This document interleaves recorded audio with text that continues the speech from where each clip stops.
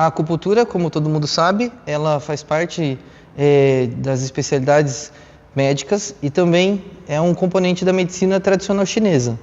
E dentro da medicina tradicional chinesa, nós temos algumas teorias que a gente traz para entender o processo de adoecimento do homem, né, do ser humano.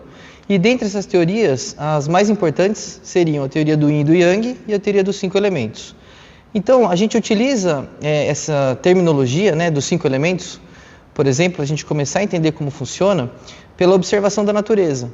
Então, a tradição da acupuntura vem dessa observação da natureza e a interferência que a gente consegue fazer com as técnicas utilizadas hoje em dia dentro de um consultório, mas que eram utilizadas tradicionalmente entre as famílias, né, da onde vem, de onde a gente tem a acupuntura, e a gente observa o processo de adoecimento de cada pessoa e dentro desse processo, cada uma delas vai demonstrar a doença de uma maneira. As doenças, por óbvio, elas têm problemas de saúde semelhantes e manifestações semelhantes, mas as pessoas desenvolvem desequilíbrios diferentes.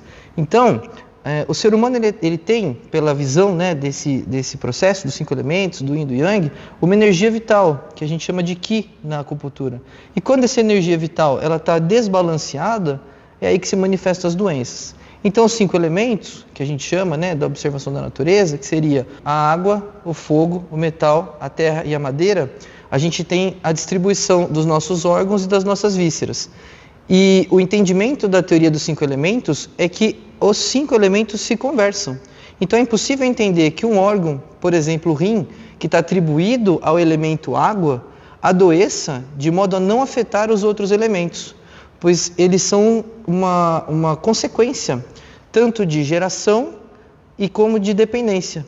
Então, um elemento gera o outro e se renova. Então, quando a gente pega um paciente, por exemplo, com uma doença relativa à parte renal ou com o elemento água predominante, a gente muitas vezes vai ter que entender se ele tem o elemento anterior a ele doente ou não, ou o elemento posterior também. E a gente chama esse desequilíbrio, né, de excesso ou de insuficiência energética. Então, a partir do momento que a gente identifica qual é o órgão que está acometido, a gente consegue trabalhar nele e no seu ciclo de geração. Dentro dessa teoria, que também é complementar da teoria do Yin e do Yang, a gente entende então que o ser humano ele tem um todo. É impossível que a gente entenda que a gente não faz parte da natureza e que ela não nos afete. Então, quando a gente observa os 5 elementos do Yin e do Yang, a gente entende que cada elemento tem uma estação do ano predominante, tem um sabor, tem uma emoção, tem uma reação fisiológica.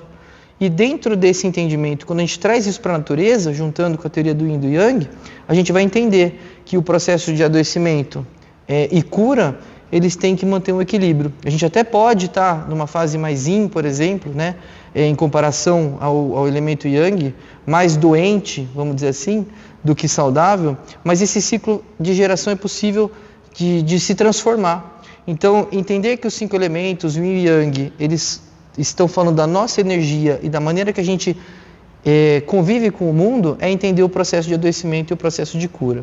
O Yin e o Yang, especificamente, ele é um pouco da teoria dos contrários, né? Então, é o fora e o dentro, é o direito e o esquerdo. Até nos livros mais tradicionais, né? O homem e a mulher, a gente entende o céu e a terra. Todos esses elementos eles estão em equilíbrio. E quando a gente adoece, eles estão, de certa maneira, mais tendenciosos para um lado ou para o outro, mais externos e mais internos. E ao entender que a gente precisa regular isso, é entender o caminho de cura que a gente quer fazer com o paciente.